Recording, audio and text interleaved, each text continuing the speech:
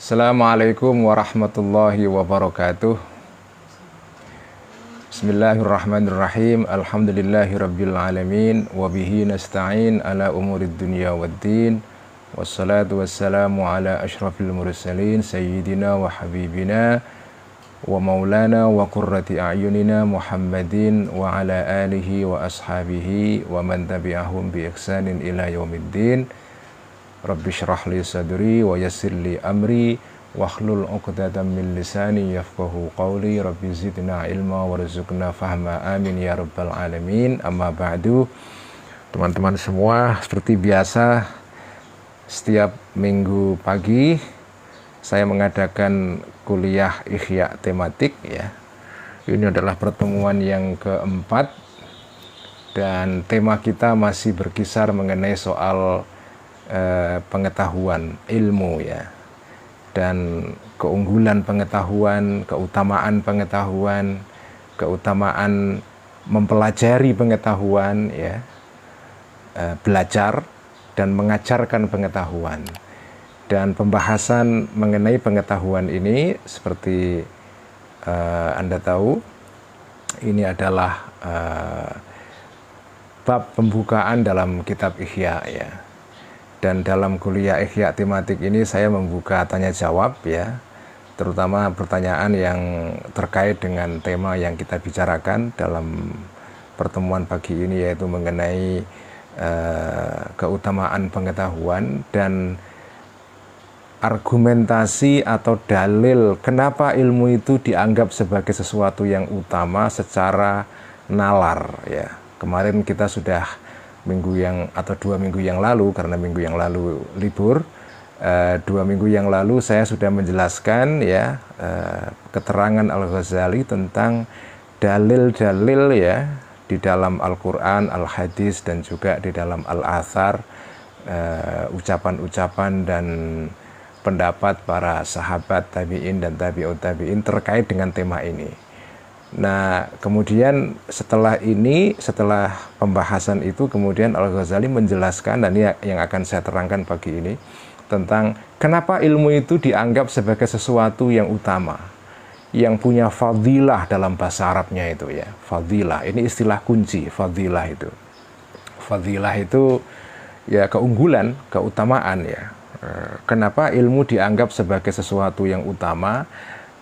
Alasannya secara rasional, bukan berdasarkan Quran, hadis, ataupun pendapat para ulama di masa lampau, tetapi ini berdasarkan penalaran akal ya.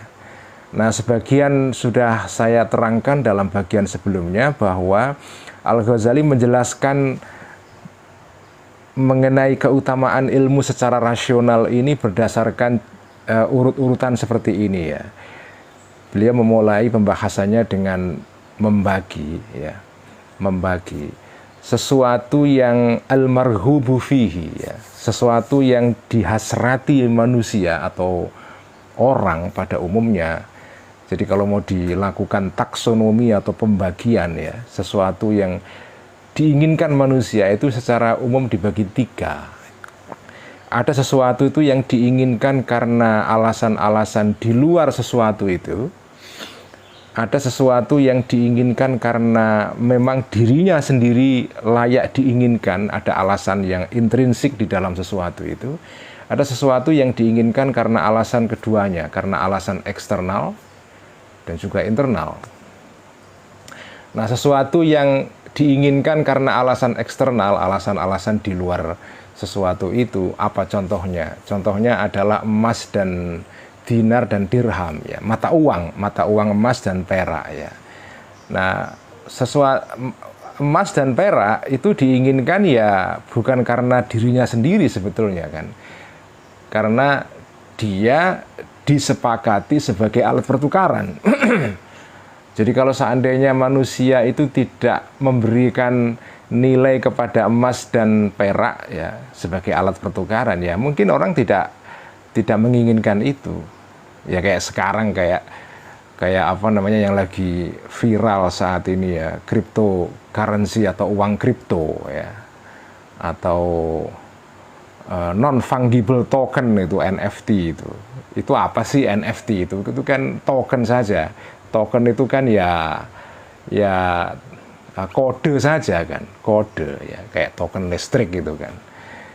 Token listrik itu kan nilainya kan bukan karena dirinya sendiri, tetapi urutan nomor itu kita beli karena memang dia berguna untuk ya mendapatkan listrik ya. Nomornya sendiri sih nggak ada artinya apa-apa kan.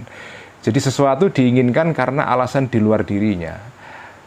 Jadi NFT ya orang sekarang ramai membicarakan itu bukan karena tokennya itu berupa kode itu, tetapi karena sesuatu di baliknya. Ya. Jadi sesuatu itu diinginkan antara lain karena alasan yang eksternal. Itu contohnya tadi itu ya, emas dan perak, atau sekarang ya termasuk uang yang kita pegang sekarang ini, uang kertas itu ya, uang kertas. Itu kan ya kalau kertasnya sendiri kan orang bejaji ya Pak, ya, nggak bernilai. Tetapi karena ada kesepakatan, ada konvensi sosial yang memberikan nilai kepada uang ya orang mencari barang itu.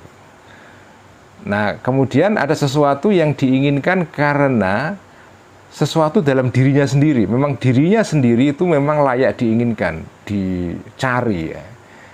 Nah, Al-Ghazali menyebutkan di sini contohnya adalah kebahagiaan abadi. Kebahagiaan di kehidupan kelak. Jadi kebahagiaan abadi itu dicari ya karena sesuatu dalam dirinya sendiri ya.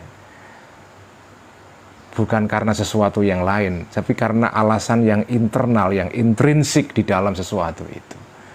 Ya tentu saja ini kebahagiaan abadi dicari oleh orang-orang yang percaya kepada kehidupan kelak. Kalau nggak percaya ya tentu nggak dicari ya. Tetapi bagi orang yang percaya kehidupan kelak ya, kehidupan akhirat itu, maka kebahagiaan yang abadi di dunia sana itu diinginkan ya menjadi tujuan utama kehidupan manusia ini karena sesuatu dalam dirinya sendiri, bukan karena alasan yang eksternal. Nah, kemudian ada sesuatu yang dicari karena alasan kedua-duanya, ya eksternal ya internal. Itu contohnya adalah kalau dalam kitab Ihya ini ya, contohnya adalah seperti sehat, ya. Badan kita sehat ya. Semua orang kepengen sehat. Kenapa? Ya karena dua alasan. Karena memang sehat, badan sehat itu sendiri dicari. Dan juga badan sehat dicari karena kalau orang sehat dia bisa melakukan hal-hal yang lain ya. Jadi dia dengan sehat bisa melakukan aktivitas ya. Bisa nonton bola, bisa nonton MotoGP di Mandalika dan seterusnya. Kalau punya uang, ya. Kalau enggak ya nggak bisa juga. Jadi itulah. Jadi ini alasan rasional kenapa pengetahuan itu dianggap punya sesuatu yang unggul ya. Ada keunggulan di dalamnya. Karena pengetahuan itu termasuk sesuatu yang dicari karena dua alasan sekaligus ya.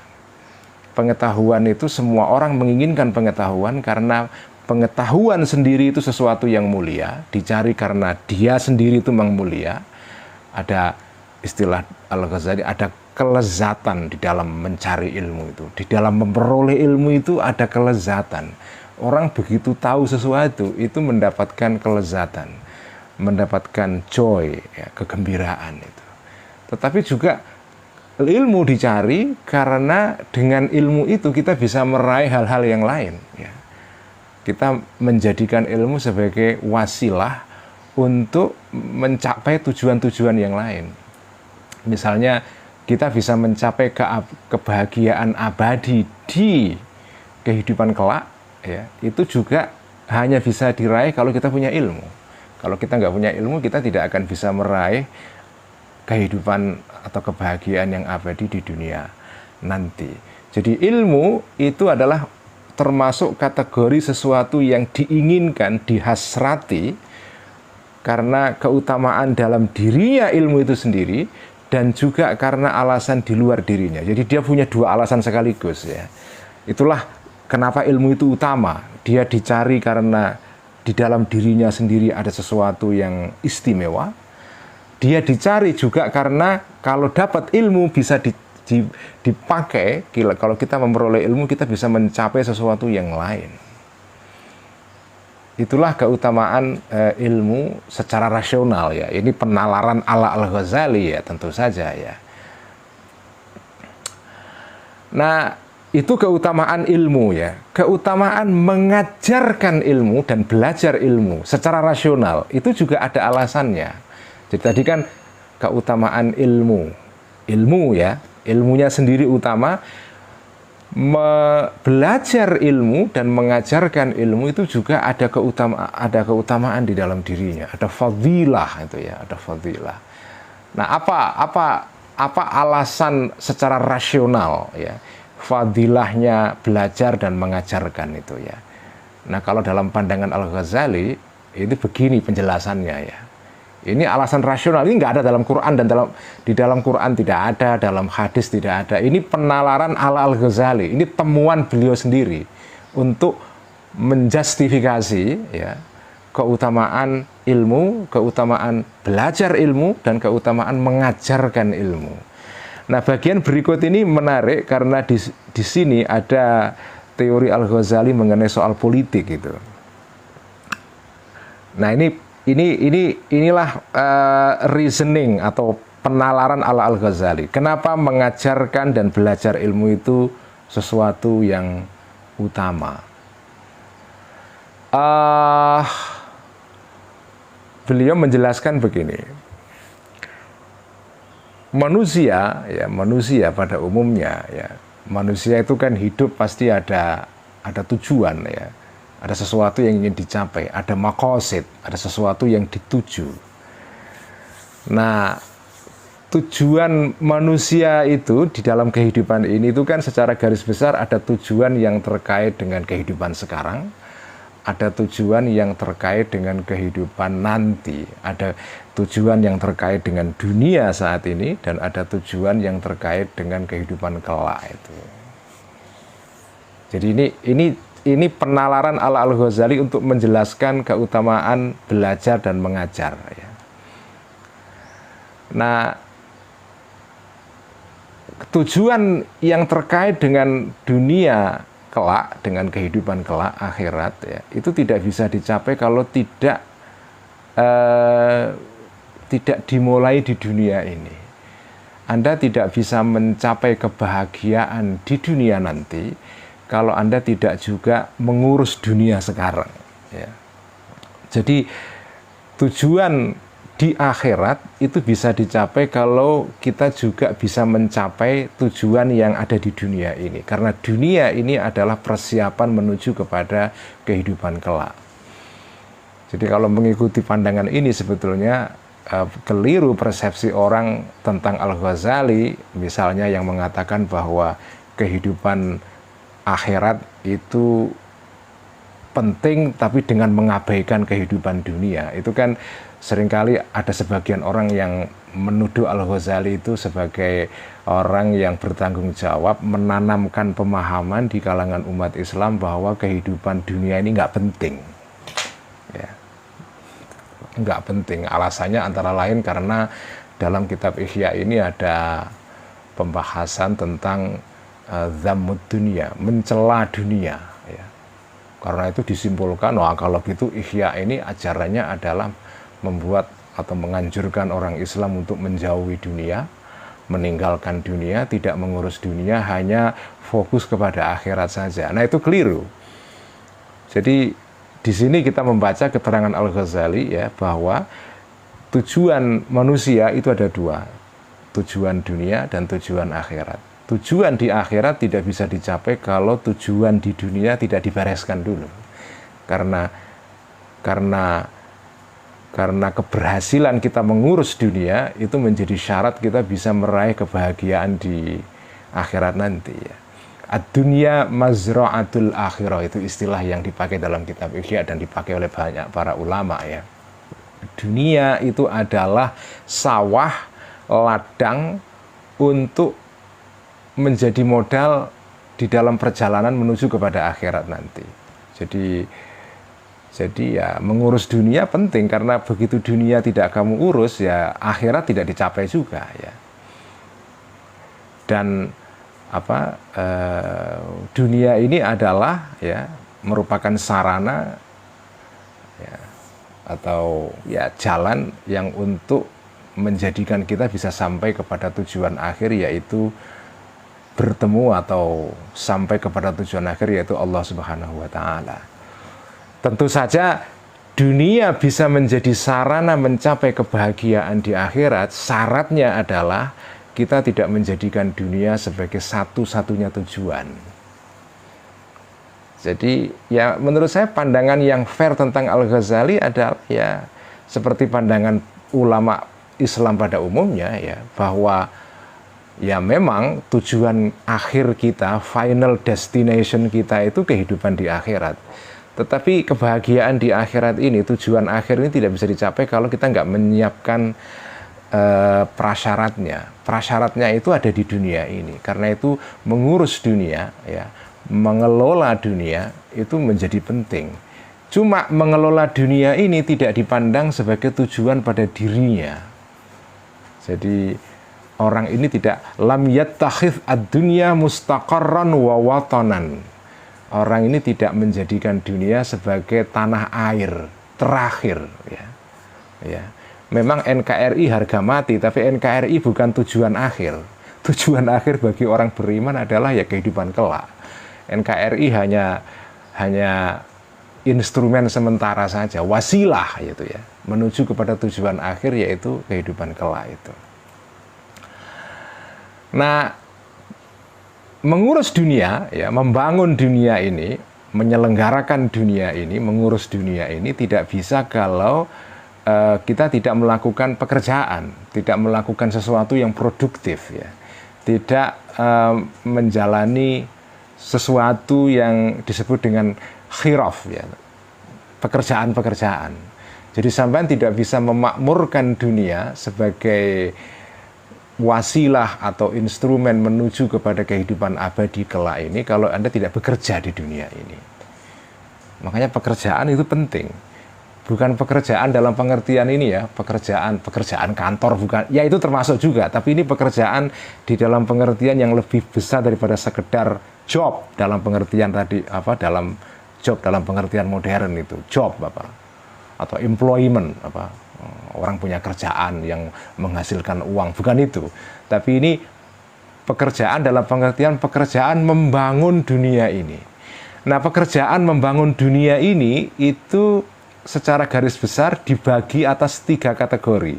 Ini menarik ya, jadi cara penalaran Al-Ghazali itu ketika menjelaskan sesuatu dibagi-bagi begitu, ditafsil ya. Pekerjaan manusia di dunia ini untuk memakmurkan dunia itu dibagi 3. Ada pekerjaan yang sifatnya usul, ya, usulun, pokok, landasan, fondasi, pekerjaan utama. Ya. Nah, pekerjaan utama untuk membangun dunia itu ada 4. Yang pertama adalah az-zira'ah. Ya. Az-zira'ah itu artinya pertanian, menanam tanaman. Tapi kalau kita kontekstualisasikan dengan atau dalam kehidupan sekarang, az-zira'ah ini artinya tidak sekedar pertanian saja. Bisa pertanian, bisa dagang, bisa... Pokoknya segala hal yang mendatangkan penghasilan untuk mendukung kehidupan kita di dunia ini. Supaya kita bisa menuju kepada kebahagiaan abadi di dunia akhirat nanti, di kehidupan kelak ya. Jadi zira'ah di sini tidak, kalau menurut pemahaman saya ya, tidak bisa dimaknai secara spesifik khusus saja pertanian toh ya. Pertanian di sini mewakili segala profesi yang menghasilkan sesuatu untuk mendukung kehidupan manusia supaya dia bisa hidup ya. Bisa pertanian, bisa perdagangan ya. Bisa perdagangan itu perdagangan online ya. Karena sekarang eranya era online, dagang melalui toko online ya. Kayak Mas Rizal Mubid yang selalu jualan kitabnya Al-Ghazali setiap saya mulai ngaji kitab Al-Ghazali ya. Nah, itu kan itu dagang itu jadi pekerjaan yang kategorinya usul, pokok fondasi pertama itu adalah ziraah, yaitu pertanian atau perdagangan ya. Kedua adalah al-khiyakah, yaitu pekerjaan untuk menghasilkan pakaian. Menenun ya, tenunan ya, menenun ya. Jadi segala pekerjaan yang mendatangkan baju untuk menutupi badan kita. Itu kedua. Ketiga adalah al-bina, yaitu pekerjaan atau pengetahuan dan teknologi yang terkait dengan bangunan, civil engineering ya Pak. Keinsinyuran sipil ya, bangun rumah, bangun jembatan, bangun pelabuhan dan seterusnya, yaitu al-bina. Kemudian yang terakhir adalah yang keempat as-siyasah. As-siyasah ini artinya mengatur kehidupan bersama. Di sini bisa siyasah itu mengatur kehidupan sosial, yaitu politik, maupun kehidupan ekonomi. Jadi di siyasah di sini dua maknanya ya, mengatur kehidupan sosial yang terkait dengan aspek politik maupun aspek ekonomi, dan juga aspek-aspek yang lain, aspek budaya, aspek sosial dan seterusnya. Itulah siyasah. Pokoknya ngatur kehidupan bersama. Itulah 4 pekerjaan utama di dalam kehidupan manusia di dunia ini ya. Yang kedua, pekerjaan yang kategorinya bukan usul. Ini tadi kan pekerjaan utama, pekerjaan yang sifatnya usul ya, pokok. Pekerjaan kedua adalah kategorinya bukan usul tetapi sesuatu pekerjaan yang mendukung pekerjaan yang bersifat pokok. Muhayyi'ah ya, pekerjaan yang muhayyi'ah. Contohnya apa? Contohnya adalah al-khidadah. Di sini dicontohkan dalam kitab Ihya al-khidadah. Al-khidadah itu artinya adalah pekerjaan perbesian. Ya, perbesian. Pokoknya hal-hal yang terkait dengan besi lah ya. Jadi pengetahuan dan keterampilan pekerjaan yang terkait dengan al-khidadah, perbesian atau perkayuan ya, perlistrikan, itu kan bukan pekerjaan utama karena tidak terkait dengan menghasilkan tadi itu ziraah, menghasilkan penghasilan untuk kebutuhan pokok kita, atau bangunan, atau pakaian, ataupun siasah politik ya. Tapi ini pekerjaan-pekerjaan sekunder ya. Jadi ada pekerjaan primer, ada sekunder ya, contohnya adalah perbesian atau perkayuan dan seterusnya. Kemudian yang terakhir adalah yang nomor 3, adalah pekerjaan yang kategorinya itu bukan sekunder tapi ya di bawah sekunder, tersier, atau disebut di sini mutammimah ya. Jadi ada pekerjaan itu yang sifatnya usul, pokok, ada pekerjaan yang sifatnya muhayyi'ah, mendukung yang pokok, sekunder, ada pekerjaan yang mutammimah.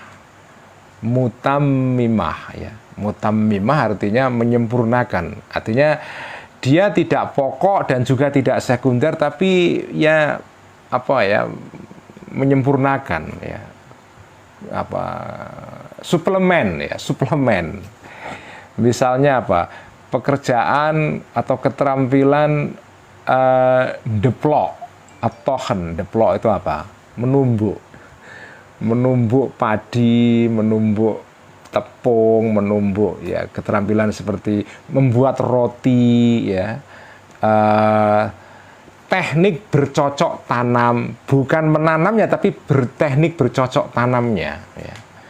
Misalnya bagaimana cara bercocok tanam gandum, bercocok tanam padi, bercocok tanam jagung, itu kan beda-beda. Nah, tekniknya itu sendiri itu bukan pekerjaan atau keterampilan yang sifatnya pokok, tapi keterampilan yang sifatnya mutammimah. Ini menarik karena Al-Ghazali di sini berpikir seperti seorang sosiolog pada dasarnya. Kalau Anda amati ini ya, keterangan Al-Ghazali ini, sebetulnya beliau ini seperti melakukan tugas seorang sosiolog, mengamati bagaimana masyarakat mengatur hidupnya. Ini kan tidak mungkin kalau tidak melalui observasi empirik, ya. Nggak mungkin. Kalau Anda baca bukunya Adam Smith atau terutama Adam Smith ketika nulis apa itu tentang asal-usul kekayaan itu, ya. Apa itu The Origin of Wealth itu, apa asal-usul kekayaan itu, ya seperti ini prosedurnya. Kalau Anda baca John Locke mengenai risalahnya mengenai soal pemerintahan, itu kan ya berdasarkan pengamatan, observasi empirik. Dan ini orang yang hidup pada abad ke-10 Masehi loh, ya. Artinya keterangan seperti ini tidak Anda jumpai pada ulama yang murni ilmunya itu ilmu yang sifatnya agama, ya. Kayak fikih atau tafsir, hadis, nggak akan ketemu. Ini ilmu seperti ini hanya bisa dijumpai pada orang-orang yang selain belajar ilmu agama, fikih, hadis, tafsir, dan seterusnya kayak Al-Ghazali ini, tapi dia juga belajar bagaimana cara mengamati kehidupan sosial dan merumuskannya. Nah, inilah yang dilakukan oleh Al-Ghazali. Jadi dia mengamati manusia itu, hidupnya itu kalau dilihat pekerjaannya itu bisa dibagi 3. Pekerjaan pokok, pekerjaan sekunder, pekerjaan yang mutammimah, yang tersier, yang melengkapi, ya.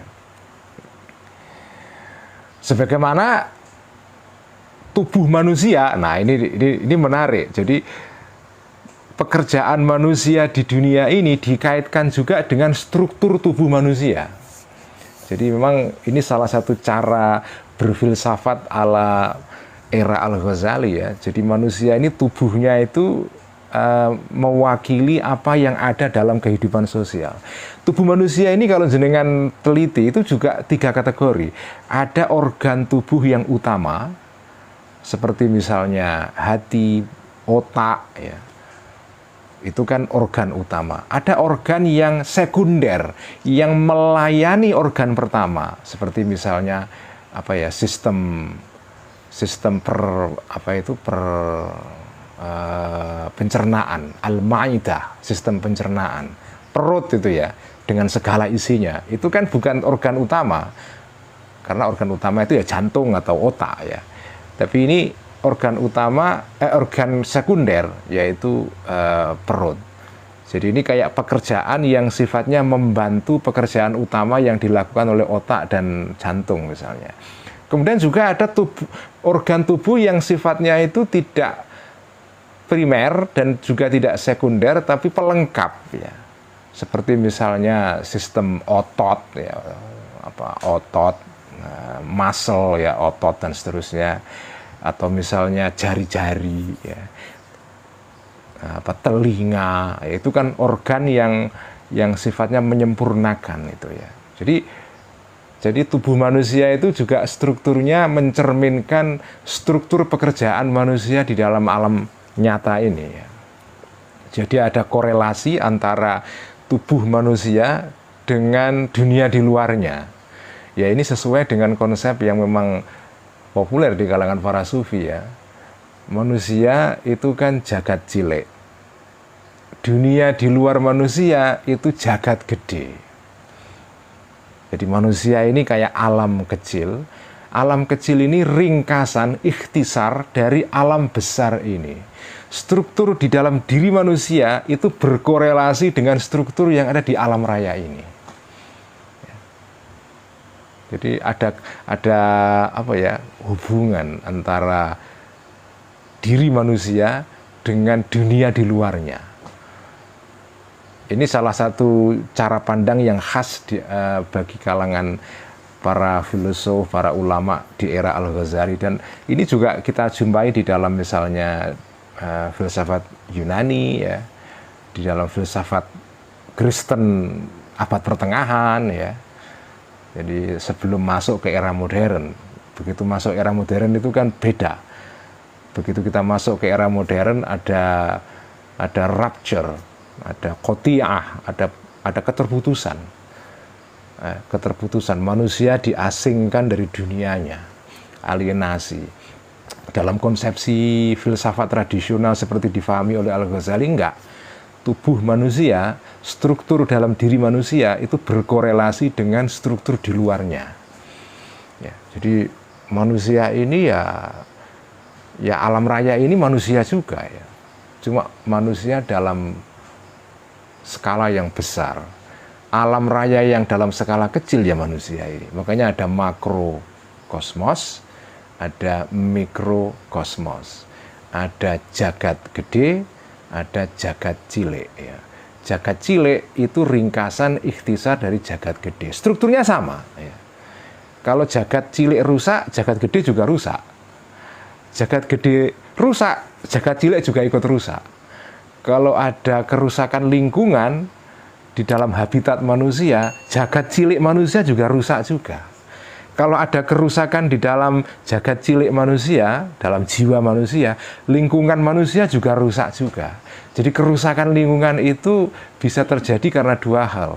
Karena berasal dari diri manusia, atau kerusakan dalam diri manusia berasal dari kerusakan dalam habitatnya. Jadi berhubungan itu ya. Makanya menarik sekali, ini menarik banget ini ya. Nah, menurut Al-Ghazali, tadi kan ada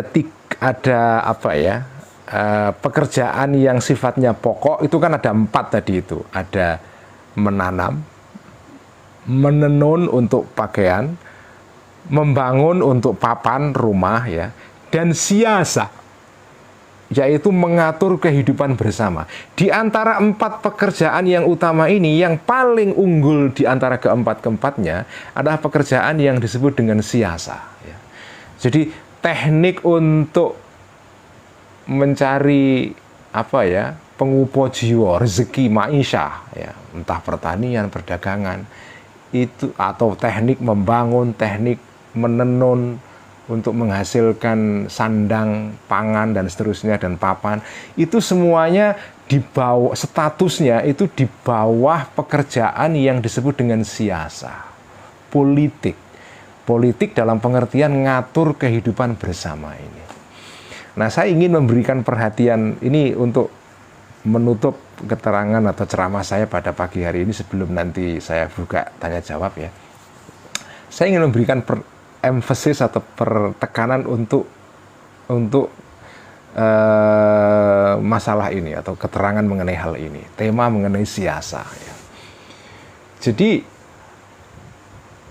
pekerjaan mengurus kehidupan, membangun kehidupan bersama supaya tertib secara politik, secara ekonomi, secara sosial, secara budaya, itu adalah pekerjaan yang paling utama di antara seluruh pekerjaan yang utama.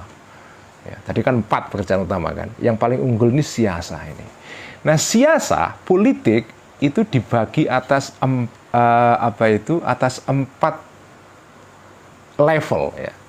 Karena level jadi ada yang tinggi, ada yang tengah, ada yang rendah. Jadi politik di dalam pandangan Al-Ghazali ini teori politik Al-Ghazali ya. Sekali lagi, politik di sini bukan milih presiden atau milih bupati atau gubernur atau lurah, enggak. Ya itu termasuk politik, tapi itu politik rendah itu ya. Politik di sini dalam pengertian governance ya. Governance. Mengurus kehidupan bersama ya. Governing public life. Jadi mengurus kehidupan bersama. Entah itu politik, ekonomi, sosial, budaya. Nah, siasah di dalam pandangan Al-Ghazali, politik itu ada 4 tingkatan. Politik yang paling tinggi ya, politik yang paling tinggi itu adalah politiknya para nabi-nabi yang disebut dengan siyasatul anbiya. Siyasatul anbiya.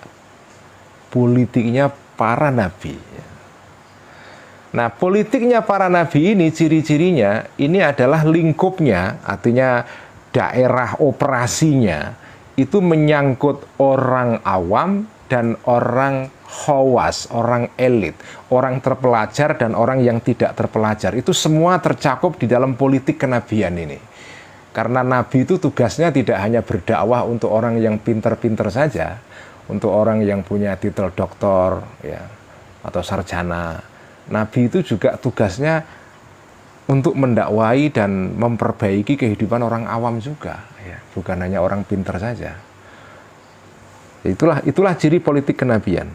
Dan politik kenabian, jadi cirinya dua. Pertama, dari sudut lingkupnya. Lingkupnya itu mencakup orang awam dan orang terdidik. Kemudian sasarannya, ya, jadi targetnya politik kenabian ini adalah menyangkut batinnya para manusia dan zahirnya. Batin itu apa ya? Artinya apa? Yaitu mendidik rohani dan mendidik aspek yang lahiriah, perilaku, ya, perilaku.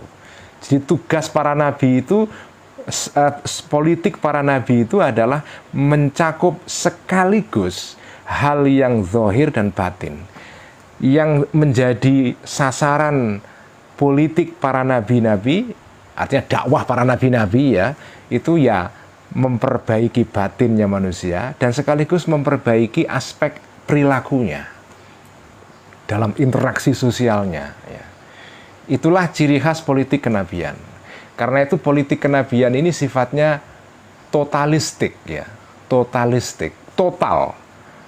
Orang awam terdidik, zahir batin, ya.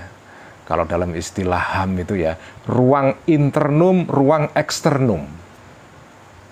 Ruang internum batin, ruang eksternum zahir. Jadi nabi-nabi itu siasahnya mencakup dua wilayah ini. Karena itu ini politik tingkat tinggi. Jadi high politics, ya, politik tingkat tinggi. Yang kedua, di bawah politik para nabi-nabi adalah politiknya para raja-raja. Siyasatul khulafa wal muluk wassalatin. Politiknya para raja-raja. Nah, politik para raja-raja ini karakternya dua juga. Lingkupnya mencakup para orang awam dan orang terdidik. Raja itu kan ya berkuasa atas orang pintar dan orang bodoh sekaligus, ya. Orang elit dan orang awam. Dua-duanya itu ya harus tunduk kepada raja. Tetapi target kekuasaan atau siasah para raja-raja ini hanya menyangkut aspek lahiriahnya saja. Jadi yang diurusi para raja-raja itu bukan batinnya manusia. Nggak bisa mengurus batinnya manusia, karena itu wilayahnya para nabi-nabi yang nanti diteruskan oleh para ulama, ya. Jadi raja itu tugasnya hanya memastikan kehidupan zahir manusia ini tertib. Orang tidak mengganggu orang lain, tidak mencelakai orang lain. Kalau berkendaraan di jalan raya tidak saling nabrak satu dengan yang lain. Karena itu ada marka jalan, ada bangjo, lampu merah hijau itu, ada lampu lalu lintas, ada CCTV, ya, ada CCTV, ada macam-macam, ada aturan tentang perhutanan, pertambangan. Hari-hari ini lagi masalah wadas lagi jadi isu ini, ya. Bagaimana etikanya menambang supaya tidak mengganggu orang-orang yang punya kehidupan di situ, ya, warga wadas misalnya, supaya habitat mereka tidak rusak. Nah, itulah wilayah politik raja-raja, termasuk Pak Jokowi itu wilayahnya adalah siyasatul muluk wassalatin. Tugas Pak Jokowi itu tidak mengurusi misalnya sampean ikut tarekat apa, enggak, ya.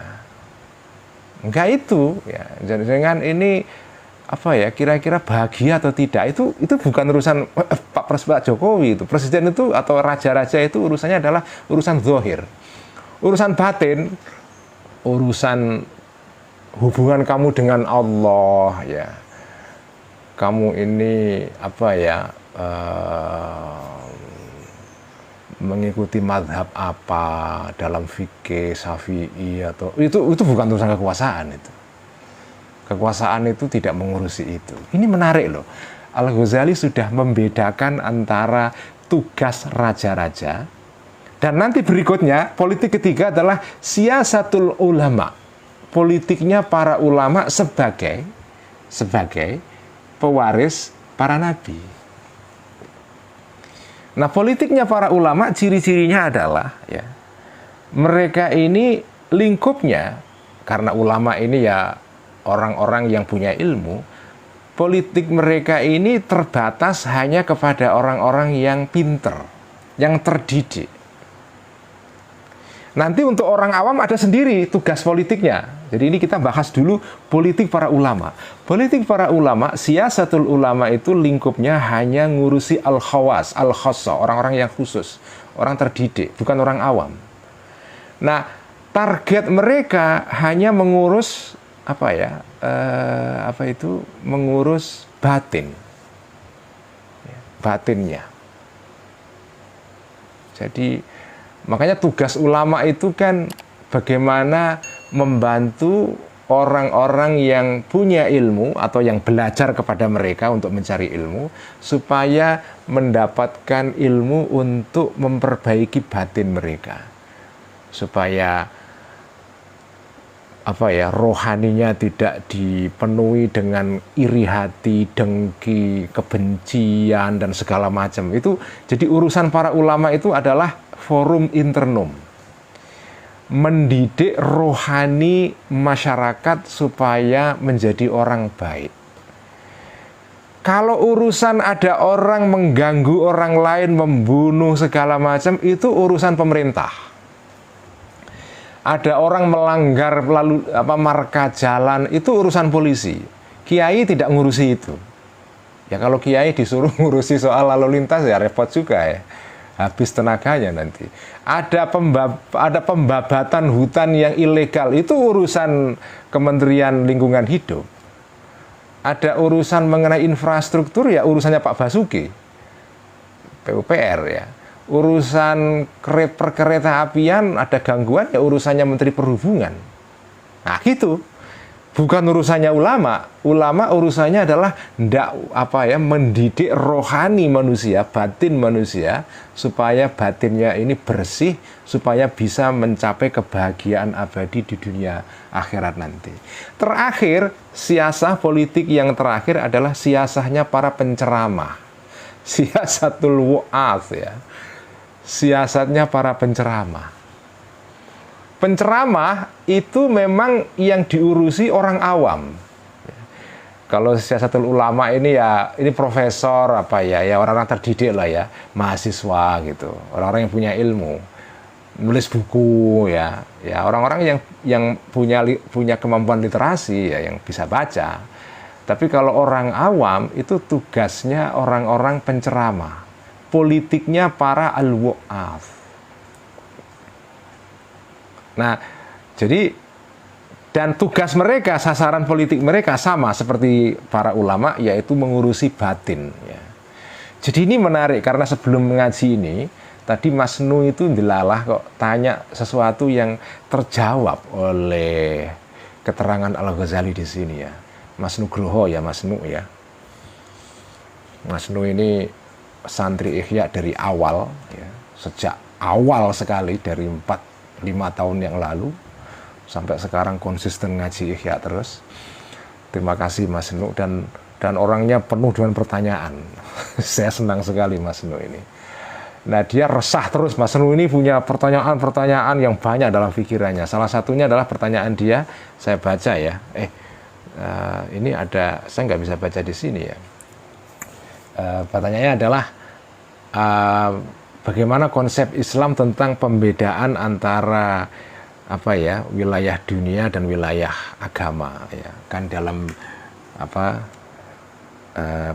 jadi minta dibahas tentang pandangan pemisahan agama dan negara dan bagaimana mendudukkan masalahnya. Nah, ini sudah ketemu rumusannya Mas Nu. Jadi politik itu macam-macam. Politik para nabi-nabi ini politik yang totalistik memang. Tetapi kan era kenabian sudah selesai. Jadi politik para nabi-nabi itu ya menyangkut orang awam dan orang terdidik, menyangkut zahir dan batin, menyangkut ruang internum, ruang eksternum, menyangkut dunia dan akhirat, kira-kira gitu loh ya. Masalah agama dan masalah duniawi, masalah sekuler dan masalah yang sakral, masalah profan dan masalah yang sakral, dua-duanya sekaligus ya. Itu adalah politik nabi-nabi. Nah, nabi-nabi itu sudah nggak ada lagi. Makanya teori dalam Islam itu nabi itu sudah berakhir dengan kenabian Nabi Muhammad SAW. Itu penting sekali di sini relevansinya, karena era kenabian itu selesai sudah, nggak ada lagi. Nabi Muhammad itu menutup era kenabian. Politik kenabian sudah nggak ada. Setelah era Nabi selesai, politik dibagi dua. Ada politik para raja-raja, tugasnya mengurus kehidupan sosial dan seterusnya. Ada politik para ulama yang ngurus batinnya manusia. Urusan akhirat ulama, urusan dunia penguasa. Dibagi.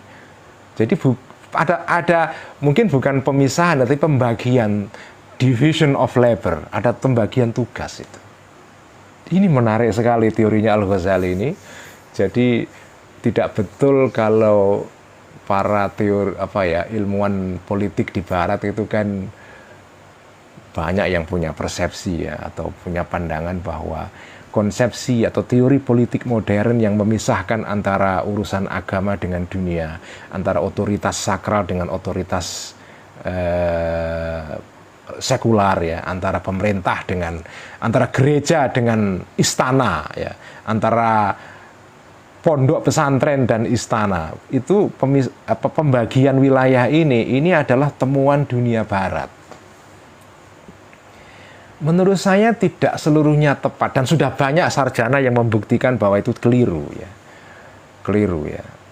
Dan hari ini, pagi ini kita membaca keterangan Al-Ghazali tentang pembagian politik. Politik itu ada politik duniawi, ada politik ukhrawi. Politik ukhrawi wilayahnya ulama dan para penceramah agama, al-wu'ath. Politik duniawi wilayahnya para al-khulafa wal muluk wassalatin.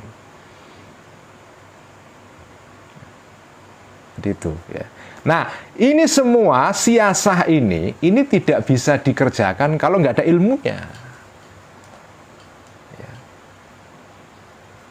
Nggak ada ilmunya nggak bisa. Ya ini harus dikerjakan dengan ilmu. Karena itu ilmu ini utama, dan makanya Islam itu adalah agama yang menekankan pentingnya ilmu. Dan sejak kecil saya itu ya diajari ayah saya almarhum Ki Abdullah Rifai dan emak saya ibunya Salamah itu, mereka itu tidak meninggalkan apa-apa kepada saya. Nggak ada rumah, nggak ada sawah, nggak punya apa-apa. Saya ditinggali pengetahuan aja, dan ditinggali sikap mencintai ilmu. Inilah ciri khas umat Islam, terutama kalangan santri ya. Itu ya dunia penting, cuma ya kalau sudah ada ilmu itu dunia katut itu ya, nggak usah khawatir lah. Kan orang-orang tua itu kadang-kadang mikir, oh nanti anak kita nanti bisa beli rumah tidak, itu ya, bisa makin mahal rumah sekarang kan. Ya Allah, saya nggak tahu, saya juga nggak tahu apakah saya bisa membelikan rumah untuk anak saya, atau anak saya bisa punya rumah atau tidak. Saya nggak tahu juga. Orang tua saya dulu juga nggak mikir begitu. Orang tua saya dulu itu, saya yakin, hakul yakin 100% tidak mikir itu anak saya nanti bisa beli rumah enggak, bisa beli sawah enggak, pekerjaannya apa enggak. Yang dipikir belajar, ngaji, mencintai ilmu, membaca. Nanti kalau dapat ilmu, dunia katut, dunia ikut sendiri itu. Bahkan kalau menurut teori ayah saya, ya Abdullah Rifai itu, kamu itu kalau menguasai ilmu satu saja, itu yang lain kena semua. Dalam bahasa Arabnya itu semboyannya begini, man tabahhara fi ilmin wahidin atau fi fannin wahidin tabahhara fi sairil funun. Barang siapa yang ilmunya itu nyegoro itu melaut, luas dan dalam satu ilmu, dalam satu bidang saja, nggak usah neko-neko, maka dia akan menguasai bidang-bidang yang lain. Nah, ini beda dengan semangat sekarang ini, orang tahu banyak tetapi tidak mendalam gara-gara teknologi internet sekarang ini. Baca apa saja tapi ya sauplik ya. Baca ini sauplik, ini sauplik, ini sauplik ya. Tapi nggak mendalam ilmunya, seolah-olah menguasai banyak hal tapi nggak tahu apa-apa. Kalau ajaran ayah saya dan termasuk juga ajaran kakeknya Mbak Admin ini, Gusmus ya, kakeknya Gusmus yaitu Mbah Khalil Kasingan ya, Mbah Khalil ya, Khalil Harun ya, Kiai Khalil Harun, yaitu gurunya Kiai Bisri Mustafa, ayahnya Gusmus. Itu juga sama. Jadi Kiai Khalil Harun itu ngajari Kiai Bisri Mustafa, bapaknya Gusmus, itu hanya satu saja, kitab Alfiyah tok, nggak boleh ngaji kitab yang lain. Karena prinsipnya Kiai Khalil, kalau kamu menguasai kitab Alfiyah, yaitu kitab tentang nahwu sorof ya, tata bahasa Arab, kamu mendalami ilmu satu kitab ini, kitab-kitab yang lain kena semua udah. Bahkan menurut cerita Abah Gusmus ya, Kiai Bisri Mustafa itu pernah dimarahi oleh Kiai Khalil karena suatu hari Kiai Khalil itu kepingin ngaji kitab Ihya, Kiai Bisri terus ikut mau ngaji. Dimarahi itu, loh kamu ngapain kamu kok ikut ngaji Ihya itu? Kamu ngaji Alfiyah saja. Ini hanya untuk para santri senior. Nah, itu jadi Mbah Bisri itu ngajinya kitab Alfiyah saja. Tapi dengan Alfiyah yang lain kena semua. Jadi man tabakhara fi fannin wahidin tabakhara fi sairil fununi. Barang siapa mendalami satu bidang akan mendapatkan semua yang lain. Karena ilmu itu pada prinsipnya kan interconnected. Logiknya ilmu itu kan sama. Mau ilmu agama, ilmu umum, ilmu itu kan logiknya sama. Kalau jenengan sudah ketemu logiknya ilmu satu, itu yang lain kena semua ya. Kena semua itu ya. Dan saya kira benar itu yang dikatakan para leluhur kita, kiai-kiai sepuh dulu itu ya. Dan ini penting untuk diingat generasi sekarang yang perilakunya berbeda sekarang, perilaku pengetahuannya, mengetahui banyak. Termasuk saya ini juga seneng menjelajah macam-macam ya, tapi ya tidak mendalam ya, sidik gitu ya. Ya karena memang nikmat menjelajah pengetahuan itu, tapi kan tidak mendapatkan kedalaman. Nah kalau mau mendalami ilmu itu membutuhkan kesabaran ya, dan seterusnya ya. Inilah kuliah Ihya tematik pagi ini ya. Masih ada pertanyaan lagi Mbak Admin? Ini mohon maaf ya, tidak semua pertanyaan bisa dijawab ya.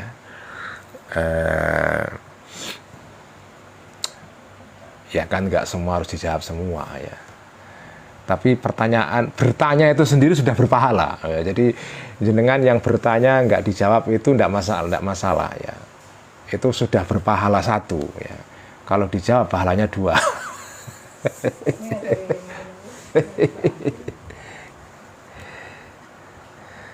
Mbak Ahdiati dari Sumedang. Saya dan suami saya menjejaki kaki sampai kampus mendapatkan gelar sarjana. Sekarang anak-anak saya hanya sampai SD lanjut pesantren. Apa yang harus diperbaiki dalam cara mendidik anak? Wah ini tema berat ini ya. Al-Ghazali itu nulis kitab khusus judulnya Ayyuhal Walad, tentang cara mendidik anak ya. Insya Allah suatu saat akan saya baca ya. Entah kapan saya belum tahu, tapi ada itu Ayyuhal Walad ya. Mbak Ahdiati tunggu saja sampai nanti saya membaca kitab Ayyuhal Walad ini. Ada lagi Mbak Admin? Ini Mas Haryang Kencana, Blitar. Pertanyaan mohon dijelaskan terkait tujuan akhirat tidak dapat tercapai sebelum tujuan dunia beres selesai. Tadi keterangannya ya. Jadi jenengan nggak bisa itu terus, yang penting akhirat saja itu ya. Dunia diabaikan, itu bukan ajaran Al-Ghazali itu ya. Sudah jelas itu. ajaran para ulama kita termasuk Al-Ghazali itu adalah dunia ini persiapan menuju kepada kehidupan abadi. Jadi kalau kamu tidak beres di sini ya kamu tidak mengurus dunia ini. Orang Islam tidak mengurus ekonomi, membangun koperasi, ya koperasi yang beneran ya, bukan koperasi abal-abal. Tidak membangun perusahaan, tidak membangun universitas, tidak mempunyai lembaga riset yang baik, tidak punya perpustakaan. Ya. Ini kan orang Islam kan semangatnya itu membangun masjid. Ya bagus, bangun masjid itu bagus. Bangun masjid itu kan kehidupan akhirat ya. Tapi semangat orang Islam untuk membangun perpustakaan itu tidak sebesar membangun masjid. Nah, itu tidak sesuai dengan ajaran Al-Ghazali itu. Karena ya ada masjid tapi juga ada perpustakaan. Ya. Ada tempat belajar. Di masjidnya ada perpustakaan. Jadi bangun masjid itu tidak berhenti di masjid saja. Kalau bisa masjid itu di dalamnya ada perpustakaan yang bagus. Ya. Ada program-program untuk mengembangkan literasi, menulis. Ya. Macam-macam lah di masjid ya sebagai tempat untuk mengurus dunia juga ya, karena Kanjeng Nabi itu menyelenggarakan masjid juga bukan sekedar tempat untuk salat tapi tempat untuk rapat politik, rapat militer, menerima tamu ya, karena kan Kanjeng Nabi nggak punya rumah. Kanjeng Nabi itu kan rumahnya di masjid. Nabi kan rumahnya itu di samping masjid. Jadi kalau nemui tamu ya di jerambahnya atau di ruang terasnya masjid itu ya. Nah, minggu depan kita akan membahas tentang jenis-jenis ilmu ya, tentang klasifikasi ilmu. Ada ilmu yang terpuji, ada ilmu yang tidak terpuji, ada ilmu agama, ilmu yang bersifat rasional. Ini sebagian sudah saya terangkan waktu ngaji Kopdar Ihya di Kerawang di tempatnya Kiai Ahmad Ruhyat Hasbi di PCNU Kerawang, tapi nanti akan saya jelaskan lebih detail ya. Sekian kuliah Ihya tematik pagi ini. Semoga kita mendapatkan pencerahan dari kuliah hari ini, dan mari kita teruskan dengan olahraga pagi ya. Terima kasih. Wassalamualaikum warahmatullahi wabarakatuh. Waalaikumsalam.